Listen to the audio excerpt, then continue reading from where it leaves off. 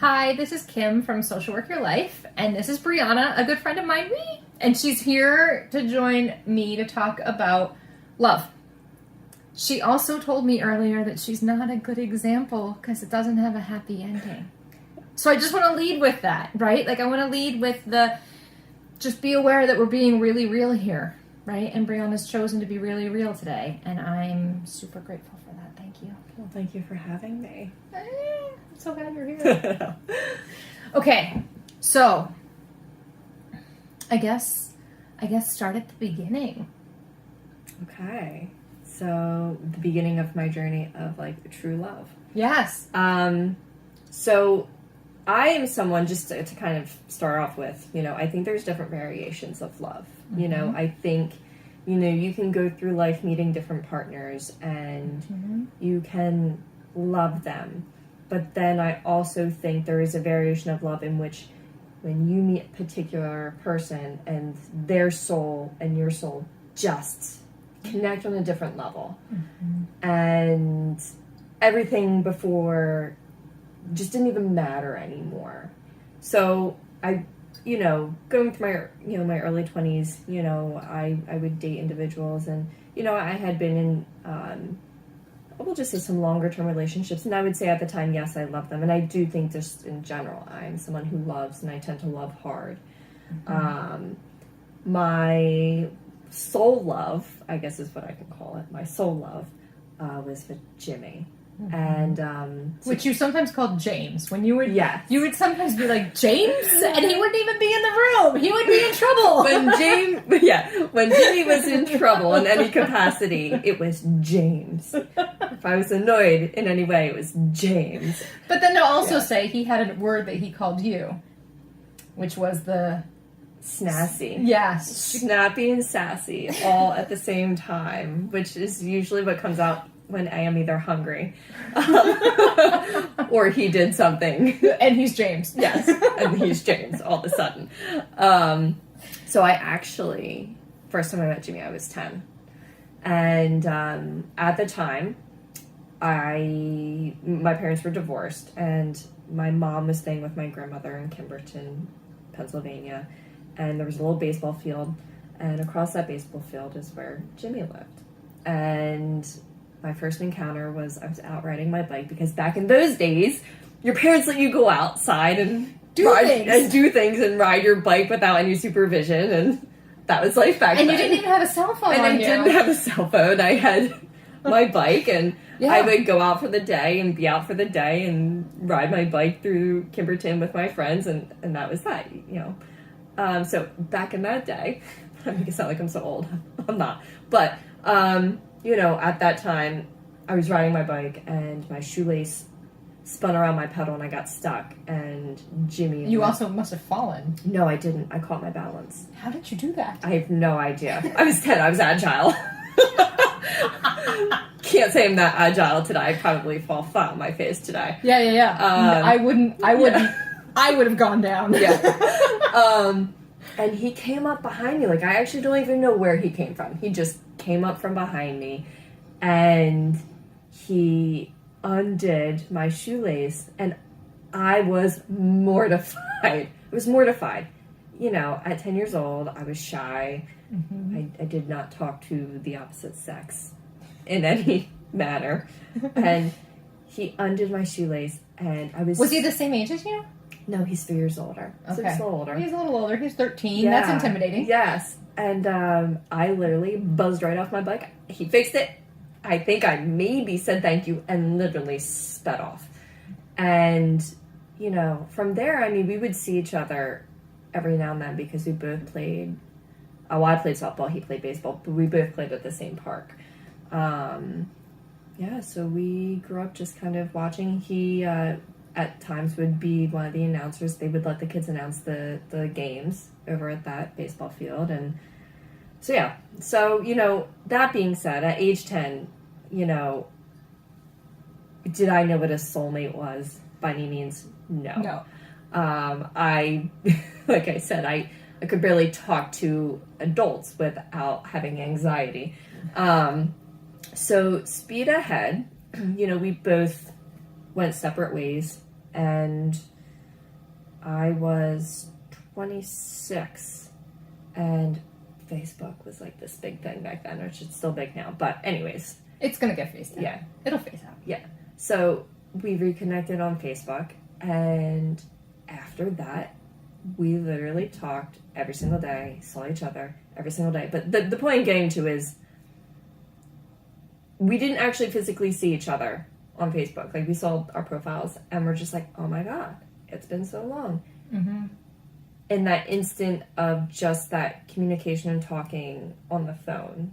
Like, I remember the first night we actually talked on the phone, it was for like 4 hours, like into the wee hours of the morning, and I was like, oh, I really need to get to bed. Like, I have to get up for work. And were you working as a social worker at that time? No, I was working as an exercise physiologist at that time. I was in graduate school for social work.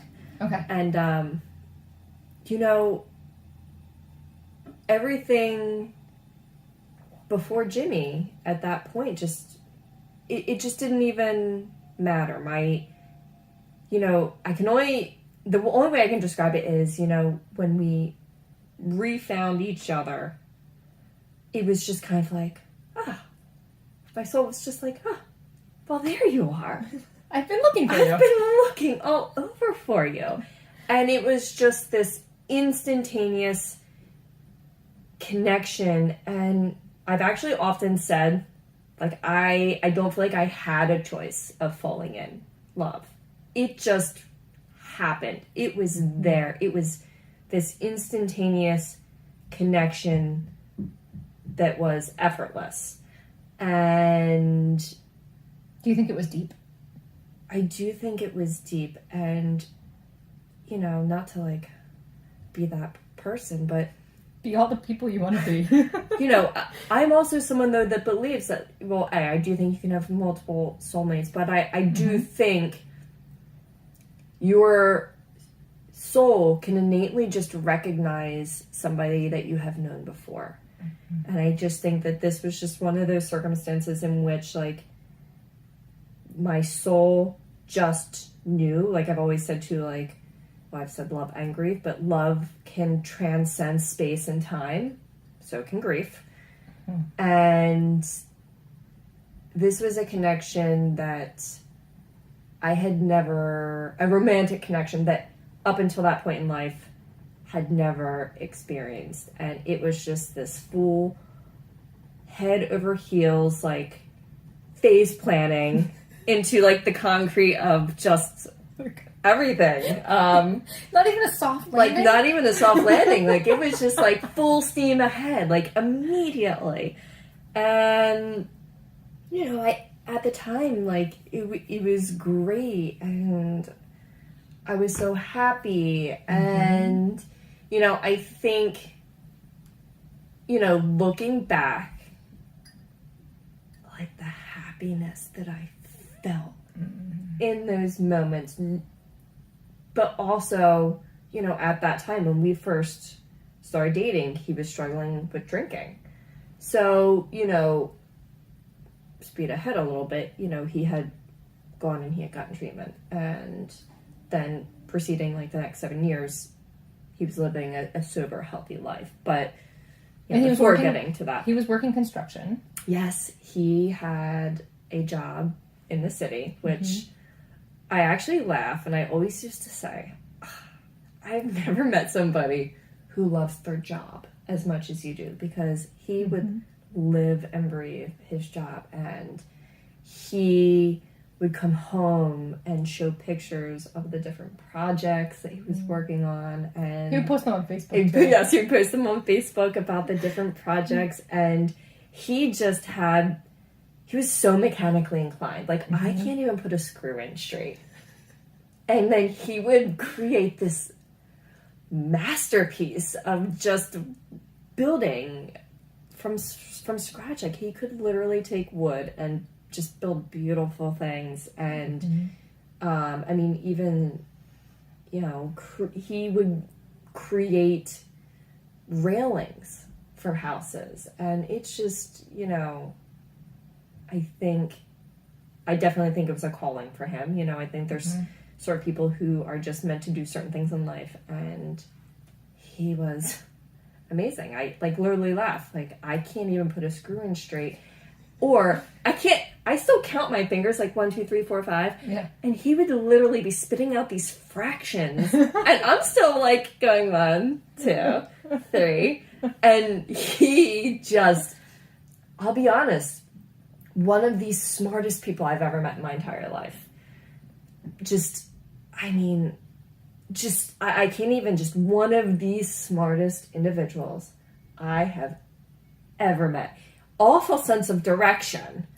But, you know, when it came to, you know, math and just like forward thinking and just what he was doing with his craft, it was just, I mean, brilliant. You know, but you can be brilliant and still have a lot of baggage and issues. And unfortunately, like, that was then like the downslide of things. Well, wait, His issues. we're not there yet. Okay. So, how did he propose? Oh gosh. So apparently multiple people knew this was coming and I did not. Isn't that always the way? That is always the way. Which the funny part is, I feel like, you know, I truly was that individual that I was like on Facebook and going, oh, that person's engaged. Oh, that person's pregnant. Oh, somebody else is engaged. And, you know, at one point, I'll never forget. So we were living in this tiny 2-bedroom apartment. I mean, it was tiny. And it had, you know, the drop ceilings where it's like you had the little squares you can push up. Mm-hmm. Well, I will never forget. I was washing dishes one night. And I kept looking up, like, why is that tile so off center? Like, and it wasn't closed all the way. And I was pulling over a chair and I was about to like climb up because I was going to readjust this ceiling tile. And he walks in and he goes, "What are you doing? Get off that chair." I'm like, "There's something wrong with the tile." And of course he goes, "It was always like that," which it wasn't. But I naively was like, well, maybe he's right. Maybe my attention to detail was just very poor until this moment in time when I'm cleaning dishes. That's actually where he hid the ring in our ceiling. And I, at one point, had said after the fact, I was like, thank God the apartment didn't burn down. What the hell would you have done? So anyways, so it was New Year's Eve, 2017. And I guess I should start with, he was very spontaneous. You know, I could literally be working a Saturday and get a call from him and him going, "You're off tomorrow, right?" And I'd say yes. And he'd go, "Great, we're going to go to New York for the night." And we would go to New York City and then, like, you know, go to the parks and zoos the following day. And so he was very spontaneous. He also used to send flowers all the time. Yes, he did. He used to send me flowers or would personally drop off flowers to me all the time. All the time. At work. And then like they moved our office was in that space and he couldn't Yes, figure out how to get there. Yes. So yeah, 2017, it was New Year's Eve and he had scheduled dinner at one of the restaurants and he had this whole day planned. So, you know, the first part, which is kind of funny. So he had... Where were you? Was it in Philly? In Philly. Okay. So we were walking around and he had scheduled for me to get a foot massage. Or for what I thought was a foot massage, because that's what he told me. And we get to this place and he drops me off and we go to this back room and... This sounds bad. And the person goes, "Okay, take your clothes off." And I was just like, in my head, I'm like, take my clothes off? Or am I just getting a foot massage? It was a full body massage. He didn't tell you. He didn't tell me. He just said it was going to be a foot massage, but it was a full body massage. But the funny part is I kind of just stood there in shock, like, am I supposed to take my clothes off? You just told me to take my clothes off. I guess I should take my clothes off. Like, didn't even like, which again, like, you know, hindsight, God knows what I could have been getting into. Yeah. But anyway, so he had booked a massage for me, and then they had this thing, and I don't know if they still have it in Philly, where you could go to the top of one of the buildings, and it was this like 360 look around the city. Mm-hmm. And we'd gone there earlier in the day, and we made our way back to the hotel that we were staying at. And the funny part is, here's where was like the glitch, and he got really anxious. And I remember saying at the time, like, who cares? So we were supposed to be going to this really nice restaurant in Philly. And he was like kind of going through his emails, and he was like, wait, they never sent me a confirmation. And so he called, and I guess they messed something up. They didn't book the reservations. And I literally was, at the time, because I had no idea, I was just like, so what, Jimmy? Like, who cares? Whatever. We'll go wherever. We'll go wherever. And by some miracle, I found some, like, random nice restaurant that had an opening. So, but it was just for a little later. So he took me back up to that 360. And, I remember I was like, it was nighttime. It was dark. I remember, like, looking out the window, and I turned around. First thing he says was, I lied. And I said, you lied? I was like, lied about what? And I don't actually remember what he said, like, after that, other than the fact that he dropped to his knee and, you know, he popped out, the ring, and I was, like, in such shock because all I could think of, I remember, is, like, he said he lied. But then, like, I didn't, like, register everything else. So, well, do you remember what he lied about? I think it had something to do with, like, I had been looking at rings and, like, wanted him to look at rings. And he had said he didn't want to look at rings. And, he kind of went into this whole spiel, but, like, yes, he started off with, I lied. And that's what That's what you that's put. That's how it clicked in. That's what stayed in my head. Like, you lied. And then I realized what he was doing. And, there was this really nice couple there who watched, like, the whole thing and, like, got our picture afterwards. And, I started calling, like, all my family and, my So it worked my out well that the friends. dinner didn't happen. Well, he was supposed to do it at the dinner. This is what I found out. This really nice Oh. fancy restaurant is where he planned to do it. And I said, who cares? Who cares? And then we went to dinner. And then after that, we went ice skating, that outside rink, and then watched the fireworks. And, oh my gosh, we were out so late, and that next morning, at the crack of dawn, we started hearing the mummers that were getting ready outside of our hotel room. And at first, we were like, oh my, what is going on outside? What is that noise? It was the mummers getting ready, and it just, the hotel we were staying at literally just be at this, just happened to be at the spot in which they were all gathering and warming up. But it was such a great night, and I just remember just, like, being so happy, and I didn't have a care in the world. I was just, happy in life. I was happy with my job. Jimmy and I were, we kept moving forward, and it was just, like, awesome. It was amazing, and I don't even think there are really any words to, like, describe, those, how truly happy those moments are. And again, I think, too, I tend to be somebody that when I feel something, I tend to feel it to like, a high magnitude. Like, if I'm really happy, like, boy, I'm happy. If I'm really sad, I'm really sad. If I'm grieving, like, I am, like floor... like, on the floor grieving type of person. And, so, like, I tend to feel those emotions. And then, like, those moments, like, I can, like, physically, like, remember how happy I was. And, like, we were both just so in love with each other. And, like, our worlds just revolved around each other.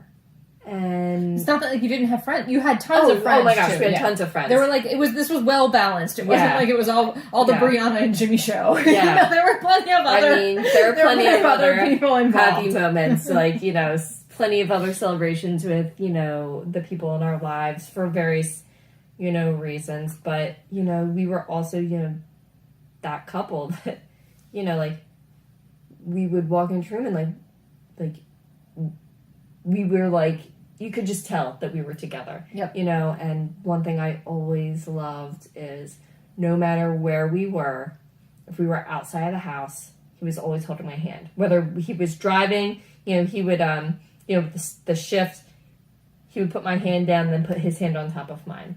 Or if we were out in public, out walking around the city, always holding my hand. If we were at some sort of venue with other people, you know, his arms were kind of like, because he was much taller than me. I'm 5'5", he was like 6'1", which not that big of a difference, but for us, it really was. Like he would just like drape his arms, you know, around me and hold me. And one thing that like I actually always look back at this too is, you know, we tended to take little road trips together, and we were always listening to music. Music was a huge part of our lives. It was always on in the house. It was always on the car. And like looking back, one of the things that he would always do is if we were out and about driving a store anywhere, anytime I would say, oh, I like that song, that was a good song, he would always make it a point to then put it on one of his playlists. So that like when we were doing one of our little drives, whether it was to Jersey or New York or DC, he, you know, have his playlist, and there was always like those songs that at some point in time I had said, oh, I like this song. I really like this song. And I mean, it just, you know, it's just those little things. You know, it's just when you look back at that, like, you know, those are like the things I think some of the things I miss the most is like holding my hand and just feeling protected and secure. And not that I wouldn't be able to handle myself or protect myself, but there was just this extra layer of like him kind of just making sure I was okay. Or if he could sense I was having anxiety, which he always said I had an anxiety face, which I probably do. But, you know, we could be doing something and he would go, oh, you have anxiety right now. And he would put on some music to just kind of like help soothe me, and he would like hold my hand extra tight. But it's just like those little things were just making me be spontaneous, because I'll be honest, I would be quite content sitting in a tub, listening to a book or reading a book all night long. And pruning up. Yeah. Yes. Had it not been for him, you wouldn't have had the adventures. I wouldn't have had the adventures. Like, the adventures that we were, you know, going down to the Keys, all the times we went to New York, DC, Jersey, France, like, there was a lot of things that we did together, and he, I don't want to say made me, but because of him, he brought you into adventures. Because of him, I experienced life and enjoyed life to a different capacity than just, you know, being home, which is no problem being home and reading books and listening to books. There's absolutely nothing wrong with that. Nope. However, yeah, there's no shame. Like, no shame in that. I love reading and listening to books. No shame at all. But he himself helped me enjoy life to a different degree. Right. And, you know, he would always make sure that I was okay. And, you know, like, you know, we have to work holidays at, you know, sometimes, and anytime I worked a holiday, you know, he would have this grand old dinner, you know, made for when I got home. And like, I'll never forget, there was one Thanksgiving and one Valentine's Day that I was working, and he had made this big dinner, invited my grandma over, who's literally, like, when I say soulmates, one of my, like, I call her my twin, just because we are so much alike. And, you know, again, too, like, it always comes down to, like, there's just very specific connections that you have with people in life, and she's just a very special connection for me. Anyways, he knows that. He knew that, always. So, you know, even with, like, my grandmother, just making things extra special and involving her, and it was just really thoughtful, you know, that way. And he was the calm to we'll just say my anxiety, if I was amped up, he just would always just say, like, take a deep breath. Relax. It's gonna be okay. And... Oh, that makes me cry. Actually. Yeah. What makes me cry is, you know, there are points where I could never have imagined life without him. But he also, in those moments of anxiety where I was spiraling, would always just be like, it's going to be okay, just take a deep breath. And I try and still say that to myself today. But Jimmy would just be like, hey, deep breath. You're going to be okay. And even in those moments where I'm like, ugh, I am not going to be okay. I am. Yeah, you are. Because I try and say things that he would say to me. And having those, happy memories of even just like, driving and just the way he would look over at me. Or the way he would like extra squeeze my hand in certain situations. And again, like just this pure comfort, granted, he had literally seen me at my worst in life. I could have like a stomach bug and it's coming out of every orifice, and he was there for all those moments and still loved me.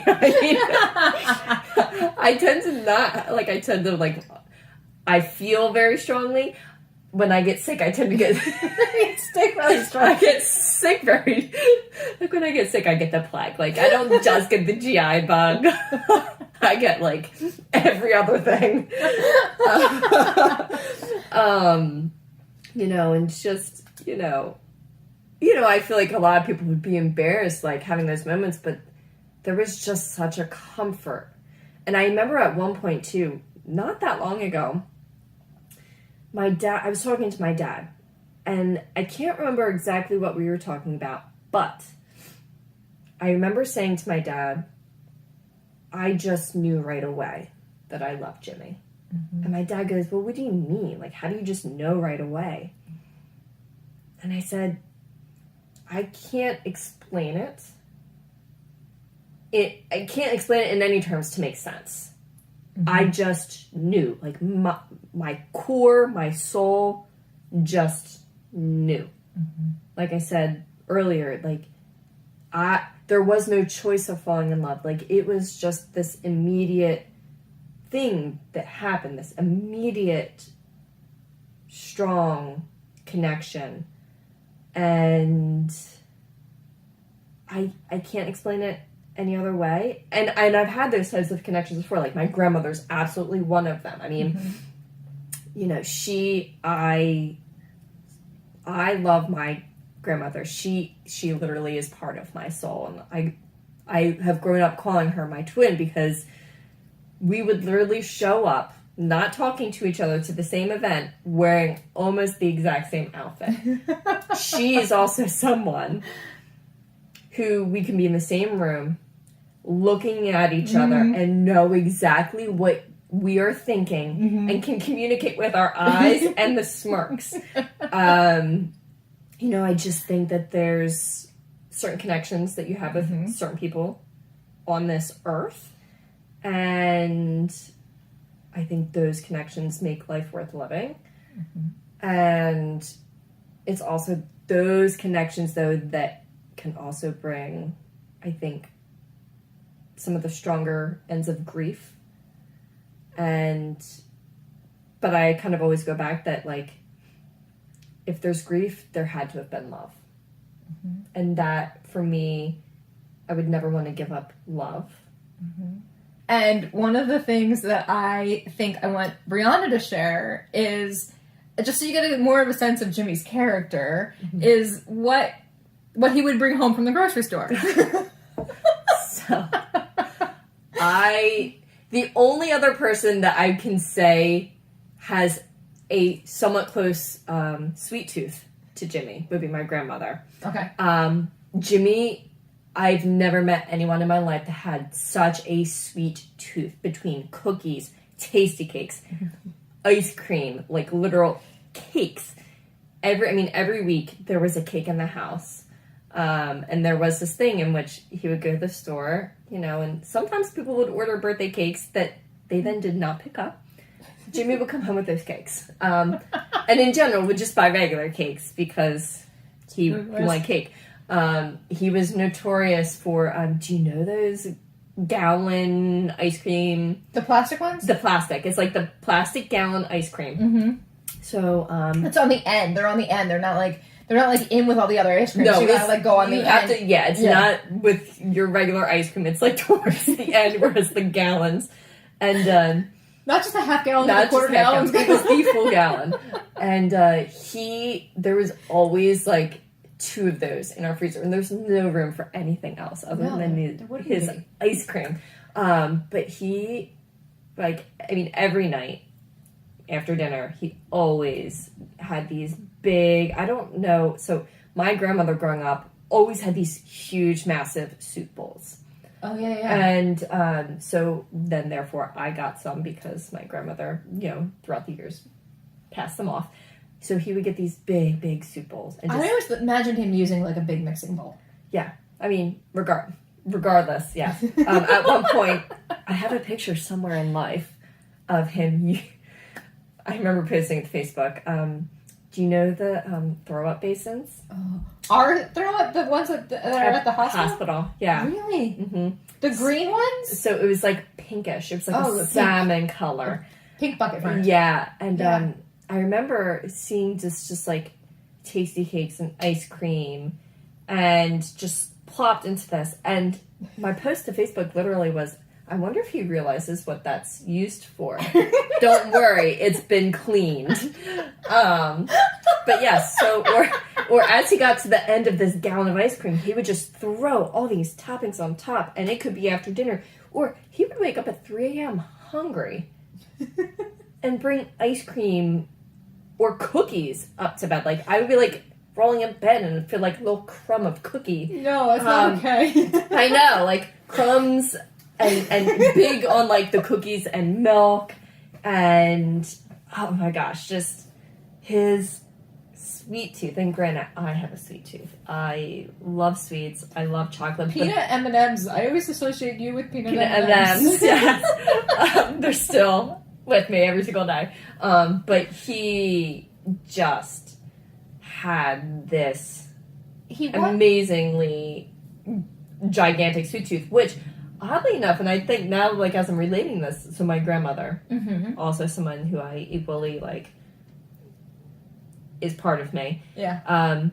Huge sweet tooth. And she's notorious for, I'm not forget, she made, so she makes brownies a very special way. So she's Hungarian. When you say I know, that's what I'm about to explain. So she's Hungarian. And she uses Hungarian paprika in a lot of things. Oh, okay. So she puts Hungarian paprika? Yes, but you have to like spice. So I love spice. So it sort of like makes it like a Mexican... It gives you a little bit of kick. Yeah. So, of course, because I take after my grandmother, I love spicy. So she made this batch of brownies. And I was there where she made them. And as I was leaving, I took a brownie and I said, all right, Grams, I'll see you tomorrow when I come back to visit.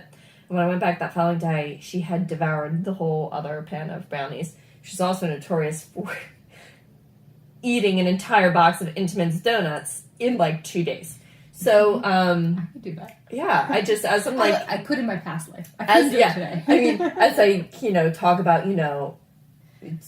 two incredibly significant people in my life that, linking those similarities. And when I say, though, yes, I have other family members, like my brother... My brother is my heart and soul, like my dad, like my family. I love my family, but they're, like with my grandmother's just, The connection is not as tight. Well, with your brother it is. Yes, I'm super, super close with my brother. Super, super close. So, also, one of these, I tend to have dreams about things. I'm not psychic by any means. I just think... She is, she just doesn't know yet. I just think I'm a little intuitive at times when I'm not blocking myself. So, also... Isn't that true for all of us? Yes. Super close with my brother, and I will never, ever, ever... Well, there's been a few things, but one thing that always sticks out to my mind is I had a dream, and he had bought a ring in my dream. Your brother had? Yep, he had bought a wedding ring. And that next morning, I had texted him. So remember at that time, too, I mean, my brother had been living out in Nevada. We're out in Pennsylvania, so there's a time difference. So when I texted him at like 7 a.m. our time, it was very, very early in the wee morning there, and they, weren't awake. But I had said, I had this dream last night that you bought a wedding ring. And that morning, he called me, and he goes, it's funny you should say that. He's like, I just proposed last night to his now wife. His now wife. Yes. And I'm surprised he didn't tell you he was going to do it before he did it. So he had been talking about it, and, I think, just kind of like life happens, like I knew that he was kind of searching, but yeah, it's just, certain things like that would happen, with certain people that I'm connected with, that in a different way that I would just, it's a perfect example. I had a dream that he bought this ring, and that morning he called me, and, he had to propose the night prior. So, careful, your microphone's over there. Sorry. I'm a fidgety person, if you haven't noticed. She really wants to pick up this pen and doodle. I know. Really I am a doodler. I started to... Okay, so I'm going to focus you in. Yes. Anything you want to say about marrying Jimmy? Our wedding day was I've had so many happy days in my life. Truly. I've been very fortunate. But I just remember the pure joy. Mm-hmm. And even now, when I look back at our photos of I'm jumping up and down at the altar. Mm-hmm. And so my cousin very graciously had said that he would, do the ceremony and, marry us. And he had told a funny story about, so while Jimmy and I were dating, I had this beetle, and there was just always something wrong with it. And poor Jimmy, every other day, was under the car or under the hood trying to fix this car, or a headlight was out again and trying to fix the headlight. And then at one point my passenger side door lock wouldn't latch, and he had to bungee cord it from the inside until I could get to the dealership to get this car fixed, because he could not do the latch himself. But just hearing the funny stories, as my cousin was, marrying us, and just kind of talking about those moments. And I just remember being so happy. And I actually do literally remember just be jumping, holding our hands up, jumping, because I was just filled with such joy and excitement. And there actually is, there's 2 photos in which the photographer got a picture of me right as I saw Jimmy, and I had this big cheese and smile on my face. And the other photographer had gotten a picture of him as I kind of turned the corner and he first saw me. And just this I can't even describe it, because he had this very particular grin. Mm-hmm. I can't even do it. I look like a fool trying to smile like he did. But yeah, when you put these 2 photos together, just seeing the looks on our faces as we are seeing each other for the first time, because we didn't do a first look. We got all our photos done, after the wedding. And just even looking back at those photos, and I still look at our wedding photos even today, and just how happy we looked. And you were. You were there. You were at our wedding. I was at the wedding. And I danced the night away like a champ. In heels. And so one of the funny parts within that is, so that night after our wedding, we drove up to New York, because we were making a pit stop in New York City and then going out to Montauk in the Hampton area. Mm-hmm. And that next morning, and I think, so Jimmy and I did not drink We were not drinkers. So neither of us had any liquor at our wedding. However, there was an open bar. There was an open bar for other people. Except us. That morning, as he's shuffling me into the car so we could get to the third destination, there's also a picture somewhere in my life of where I'm literally holding a bag to my face, puking. And I really actually just think it's because, like, it was like this adrenaline rush from the night before. Yeah. I barely ate at our wedding. But when we got to New York City at 1 o'clock in the morning, we went out and got pizza. So I went to bed with a greasy belly, which, you know, we all do it. And then that morning, the first thing I have is just like a cup of coffee, so a lot of acid. So I am also prone to getting car sick. And Jimmy, he always drove fast and was like whipping out of traffic. I mean, he was used to like Billy driving. So in, out. And got a little car sick. But there was this picture of me of like the day after our wedding of me like puking in the bag. And I'm like to everybody, I'm like, and he's like sending it to people. I'm like, I'm not hungover. I'm a combo of car sick / acidy stomach / I am exhausted / and then we had such a great week. I mean, we went up, it was, we got married September 21st, 2018, and it was sort of like the last week before I think a lot of people really stopped going up there because the weather was sort of starting to turn. But we had such a great week. I mean, were the trees turning? Mm-hmm. Yeah. And yeah, we would walk the beach. We took the ferry to Connecticut, and then even went up to Boston, and just relaxed. You know, it was a period of our time in our lives too where like we really weren't relaxing. You know, we were just busy with our jobs, busy with our lives, and it was just such a nice, quiet, happy week in which there were still a lot of sweets. I specifically remember, like, went to a grocery store, and, like, he specifically just loaded up on sweets, and I remember at one point we were out, and he randomly got, like, this apple pie that we, you know, took back with us, but, yeah, it was just a lot of happiness at that time. And so then let's fast forward a little bit. Mm-hmm. You went to France for a second honeymoon. Yes.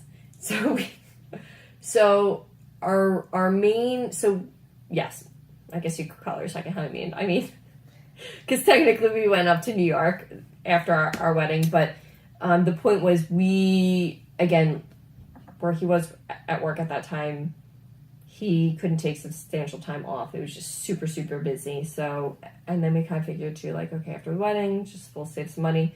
It was like a year later? I'm trying to think. Yeah. So,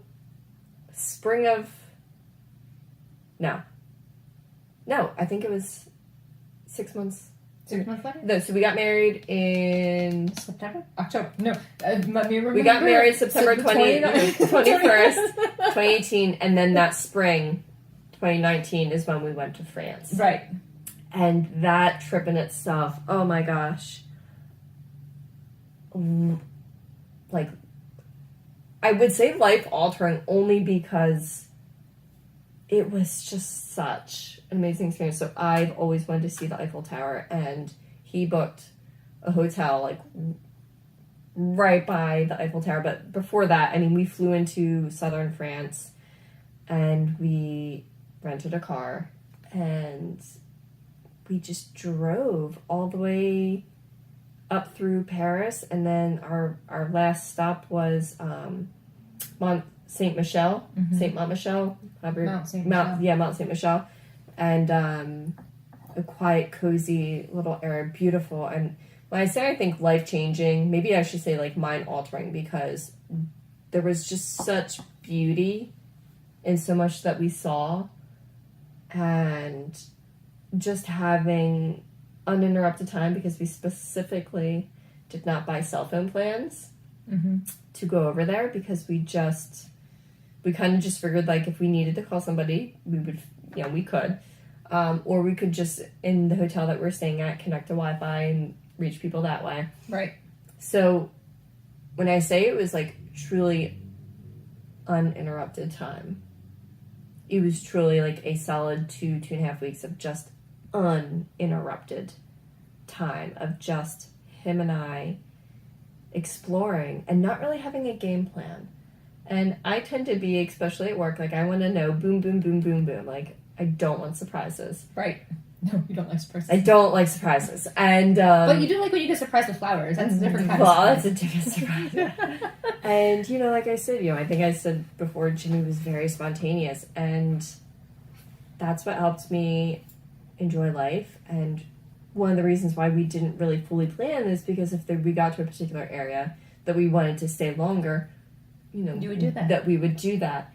And when we did get to Paris, I think we were in Paris for 2 or 3 days. I made him go with me to the Eiffel Tower multiple times a day at different hours, at different weather conditions, so I could get every single photo that I ever wanted. And, we, did the whole thing of like going up and down the Eiffel Tower. And, that was definitely our last good trip. Mm-hmm. Like that was our last big vacation before things sort of took a turn, because I think it was then that winter COVID hit. Mm-hmm. You were also trying to get pregnant. We had been trying to get pregnant for a few years. Wasn't, didn't come to fruition. And then right after COVID hit, I found out I was pregnant. But then so that was like, so when looking back, that was like, I would just say, I guess like our last hurrah. Mm-hmm. I think, it was our last like big vacation. It was our last, when things were still good. When things were still good and going great. Mm-hmm. And like little would I know that like less than a year after that like things would start to just go sideways. I like that term. Really go bad. sideways. Like, oh my gosh, okay. Sideways. Yeah. So it took a while to get pregnant. You Mm-hmm. got pregnant. Mm-hmm. You were sick the entire time you were pregnant. Oh my gosh, yes. So yes, you like to joke that you're allergic to being pregnant. Yes. Oh my gosh, You lost so much weight being pregnant. I lost so much weight. I had hyperemesis, which means you throw up a lot. Yeah, oh my god, I was on so many medications just to try and help with You're the like nausea. Oh my god, Reglan, like there was just so many. And then the problem is too, like as I was going through my pregnancy and becoming more pregnant, I was getting dehydrated. I was having Braxton Hicks. Like, I don't know if you remember, like, a few times where I was like, I think I'm in labor. I gotta go to the doctor. So, yeah, it was a little bit of a struggle to keep me hydrated and to literally keep food in. And, like, it would be, like, no rhyme or reason. Like, I could literally be talking to someone and, like, start dry heaving and be like, I gotta go. I love talking to you, patient, but I must leave the room right now. Did you ever carry one of the blue banana bags to throw up in? No, I used to carry like the little giant bags, like the plastic bags. Oh, yeah. I like hoarded them. They were always with me. In my car, Jamie's car, in my work bag. Did you ever put one in your lab coat?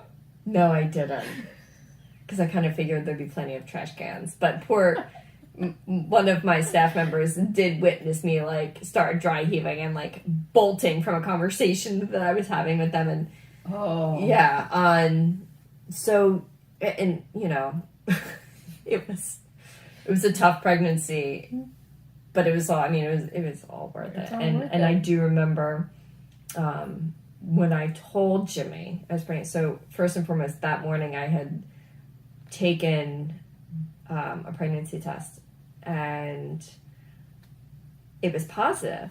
And I got so excited that I had gone downstairs, and I was going to, at that time, like I wasn't sick yet. I was telling him it was like 4 weeks in. It was like week 5.5 that I started getting sick. So it was a positive test, and I was like, I'm going to take another test, like later in the day, just to be sure. So I took a test later in the day. But regardless, I was so excited that morning that I had milk and like food out, and I never put any of it away. Left the house without locking the door. So that day when Jimmy got home, he was like, were you like in a rush or something? The milk's out, this is out, the door wasn't locked. And meanwhile, it's just because I was like, I was so excited. So it was right before, it was February, it was right before Valentine's Day, and I was at the grocery store, and I got this cookie cake, and it said, "Oh baby" on it. Like the little tags, it's like, you know, like, "Oh baby," and then I had the person say "Daddy" on it, or something like that. And I remember getting home, and I kept it in the bag, and I remember saying to him at one point, "Hey, I picked you up some dessert for after dinner," and so we're sitting there, had dinner, and I'm like, "Do you want dessert?" And he was like, "No, I'm not hungry." And I was like, of all the moments for him not to want a sweet. I was like, "You love sweets, you're always hungry, what?" And when I say always hungry, like, he was always hungry. He had the, like, biggest appetite of anyone I've ever met, too. So, like, every, like, 10 minutes, I was like, "So you want dessert yet?" And he'd be like, "No, like, I'm good." And at one point, I was like, "I'm just getting you your dessert. Like, you need to have it." And he was like, "Fine, like, but why?" And then he opened up, and it said "Daddy." And he was just so happy. Like, he, like, was immediately texting his mom. And, which, you know, it was just amazing. Like, he was just so excited and so happy. And so then when did it turn? So when I look back, I would say probably shortly thereafter. And as we kind of get into this, like, there's going to be things I can't answer because I just don't have the answers. What it comes down to is he relapsed, but he didn't just relapse with alcohol after 7 years. He relapsed with drugs. And, looking back, I started noticing behavior changes a few months into my pregnancy. But nothing so significant that I would have been like, he relapsed. Like, it just, just little things, and I can't even, like, really, like, put my finger on it other than just, like, he would just, like, randomly go, "Hey, I gotta go run an errand." And he wouldn't say what the errand was, which normally, like, we knew where each other was, like, all the time. But looking back, too, like, I didn't say, "Oh, what errand?" Just little things like that. Well, you trusted him. Why would I trusted him. And then at one point, I remember he was talking very fast.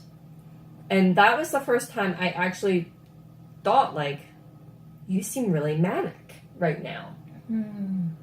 And, like, you have, like, those gut feelings of, like, something is not right. Like, something's not right. I don't know what it is. I can't put my finger on it. Something is not right. He's just acting very, like, talking a mile a minute. A little tangential in what he was talking about, and in that moment, I was like, very naively, like, "Did we have, like, extra caffeine this morning? Like, what the heck is wrong with him?" Right. And I actually do think I remember at one point saying, like, "Did you take something?" And I don't actually remember if there was a response back. But it was, like, those little moments, because I remember later in the day, like, he was fine. He was calmed down and just kind of, doing his thing. And much more his normal calming much more presence. his, like, calming, normal presence. And it was more so, like, my later pregnancy, probably, like, when we got to 8 months, that I really strongly was like, something is wrong. But, of course, like, I checked all over the house. Couldn't find anything. I couldn't find any alcohol, couldn't find any drugs. So I actually really started suspecting, like, there was a mental health component to this, that, was he under too much stress? The baby was coming, and work was chaotic, and, he was trying to finish some things with the house. And let me just interrupt for a second as Yeah. we're here, just to let you know. There was one day Brianna came home from work and the kitchen wall was gone. Yes. So she lived without a kitchen for a really long time. Yes. And, like, he put up new drywall, he put in a fireplace, he sheetrocked the walls, he, like, created a completely different vibe in the home, 100%. He opened everything up. Yeah, It was beautifully done. Yeah. It was really beautifully done. And he, like, hung new lighting, and he put a kitchen island in. Yeah. And then there was a moment where, like, he was like, we're like, the electrician's coming, and then we're gonna, like, put in all this, like, appliances. Yeah. So, like, and the appliances that they were in. And so towards the end of the pregnancy, though, there was just like, we needed to just finish the painting. And there were some things like on the second floor that we needed to do. And I think that's when I really started noticing some of the paranoia. But within that, like, not fully being able to focus on a project that he was doing. And, we would have conversations and, I would try and gauge myself, okay, this isn't, So let me ask a very like, when you say you noticed the paranoia, what were things that he would say that would make you go, that's paranoia? So he would think that people were talking about him. He would think that the neighbors were talking about him. At that time, it was a lot of just feeling like, that everybody around him was talking about him. And he would be like, well, I heard them. And I would be like, well, I didn't hear anything. Or, so it started with that. And then I started noticing that he,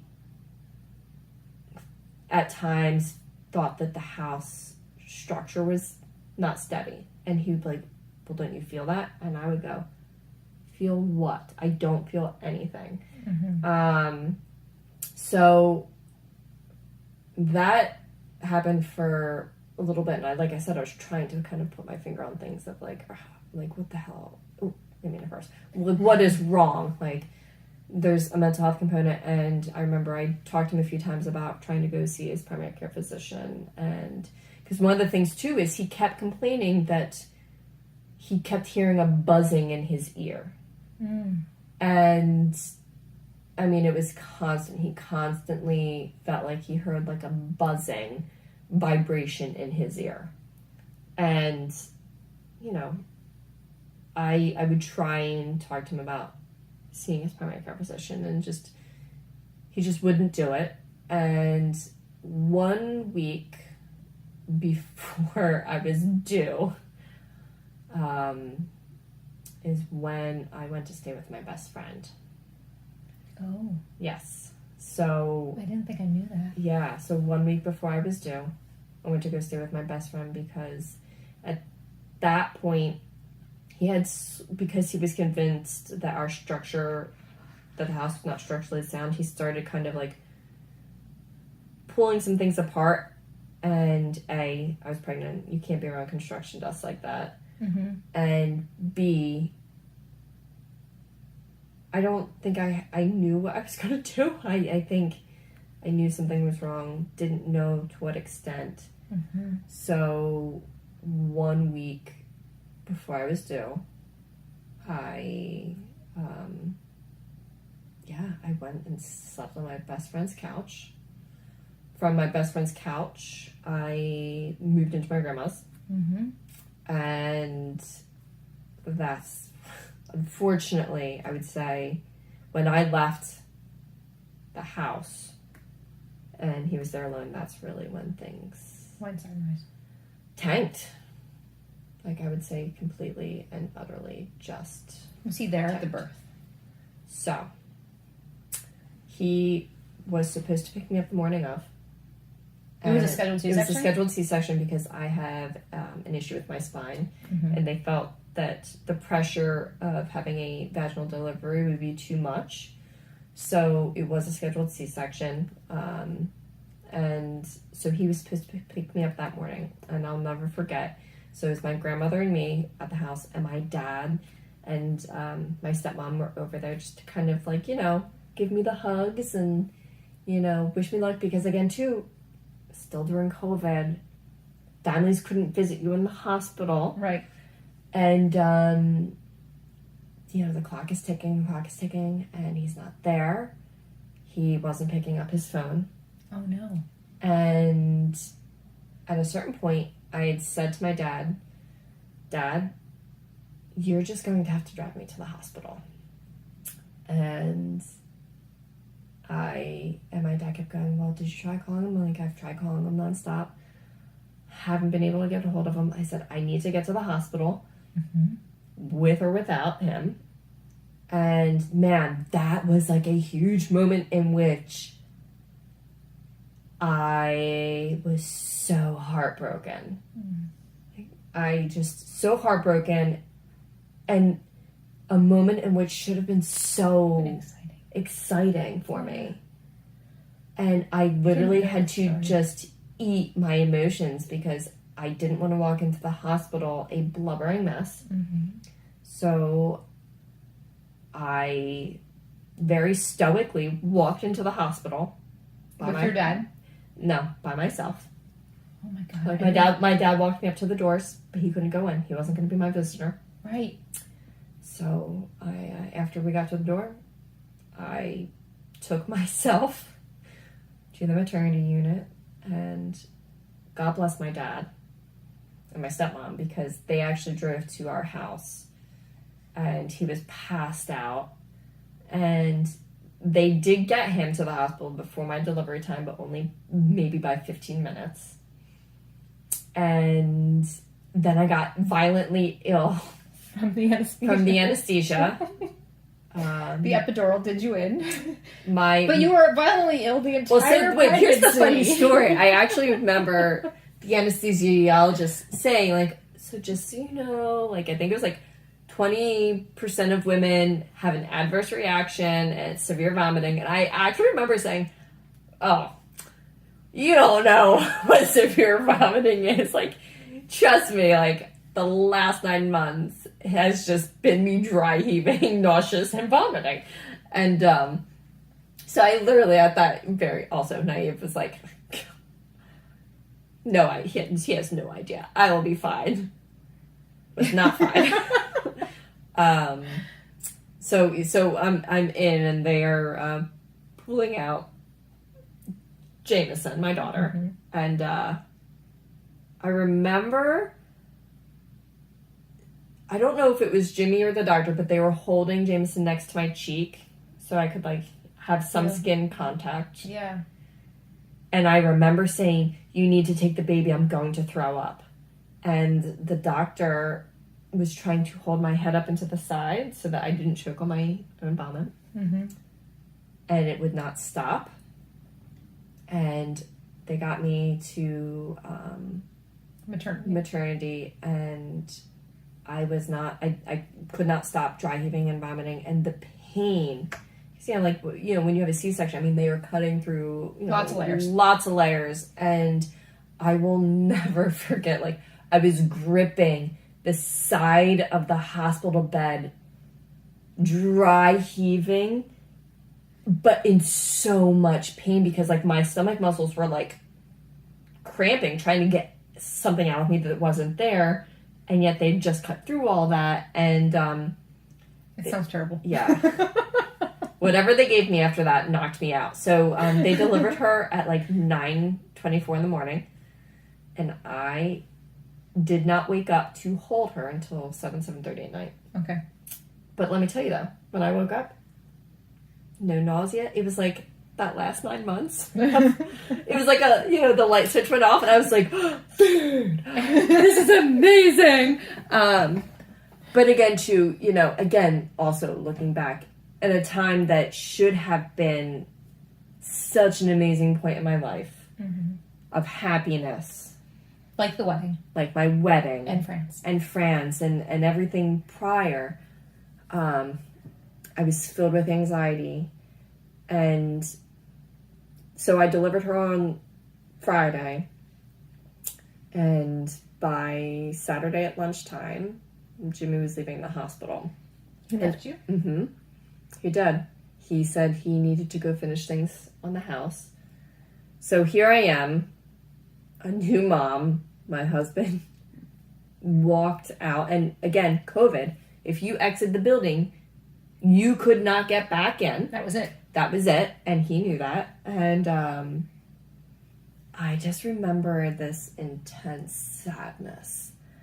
And, you know, holding our daughter and thinking like, golly, this should be such a happy time. And I'm just so sad.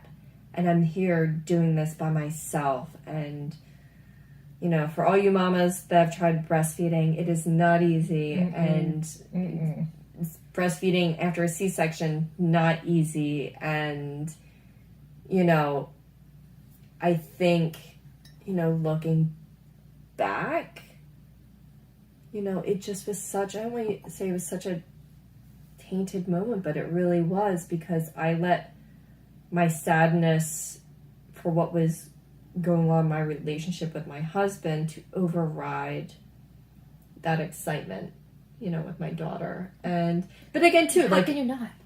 Yeah, I mean, yeah, how can you not? And I can only imagine what the nurses were thinking, that like what husband would up and leave their wife after just having a baby. And I, you know, wasn't going to be discharged until Monday because I was also having a urinary retention issue. And did you go home with Foley? I did not, thank goodness. Yes, thank goodness. I did not. But I will tell you, I would literally have to lean forward and like crunch my belly to try and get like to push. After a C-section? Yeah. It was No, that's awful. Yeah, so, you know, and then even then, that Monday, you know, he picked me up and took me to my grandmother. She stayed for maybe a half hour, and then he left. He had to, you know, go work on the house and go back to work. And was he going to work? No, turns out he wasn't. He was not going to work. And, you know, kind of like looking back, you know, I don't know how I would have changed any of it, because I was in such shell shock and disbelief. And I didn't want to believe that he had relapsed. I didn't want to believe that our lives were like crumbling around us. And, you know, it was like this perfect storm too of like, I was depressed, and did you have postpartum? It kind of fueled into postpartum. I think having those stressors prior, and then just, you know, the hormonal imbalance, and boy, I kicked into a very, very deep postpartum depression. I mean, I had to be put on medication for quite some time. But again, I think too, the perfect storm. I was already starting to grieve, knowing that things would never be the same again.